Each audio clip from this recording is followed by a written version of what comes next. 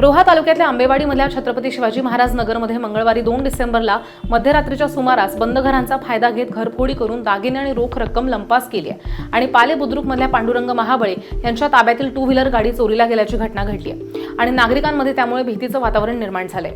सध्या थंडीचा जोर वाढलाय आणि त्यामुळे थंडीमुळे रात्री अपरात्री नागरिक कोणी घराबाहेर पडत नाहीयेत आणि त्यामुळे ह्याचा फायदा चोरटे घेत आहेत। बंद घरातनं चोरी करण्याचे प्रकार सध्या वाढलेत असं सुद्धा दिसून येत आहे। मंगळवारी मध्यरात्रीच्या सुमारास आंबेवाडीमधल्या छत्रपती शिवाजी महाराज नगरमधल्या सुरेश गजानन कदम यांच्या घरी लोखंडी साधनानं दरवाजा कोयंडा तोडून 4,300 रुपयांचे चांदीचे दागिने आणि मनगटी घड्याळ तसंच 10,000 रुपये रोख रक्कम असा एकूण 14,300 रुपयांचा माल लंपास करण्यात आलाय।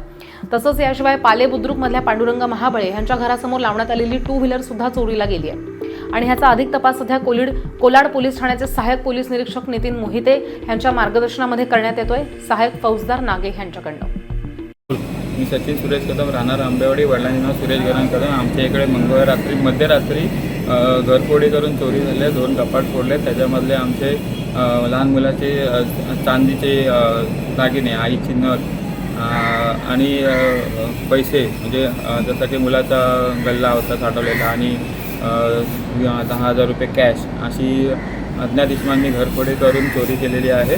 आणि आम्ही मुंबईला राहत असल्यामुळे घरात कोणी नसतं, तर आमचे भाडोत्रीखाली कपडे धुवायला येतात, तर त्यांनी त्यांच्या प्रथमदर्शी निदर्शनास आलं आणि त्यांनी कळवल्यामुळे मग आम्ही पोलीस स्टेशनला कळवलं असून आम्ही काल संध्याकाळी आलो 5 वाजता। त्यानंतर पोलीस चौकशी आता चालू झालेली आहे। फक्त एकच एवढं आव्हान आहे की आजूबाजूच्या लोकांनी सतर्क राहून, पोलिसांना पण आव्हान आहे की त्यांनी जरा सतर्क राहावे, पेट्रोलिंग वाढवायला पाहिजे। आता थंडीचे दिवस असल्यामुळे ही घरफोडी अशी चालूच राहणार आहे, पण आता पोलीस हे चालू आहे, निष्कर्ष चालू आहे, बघूया आता पुढे काय होतं ते।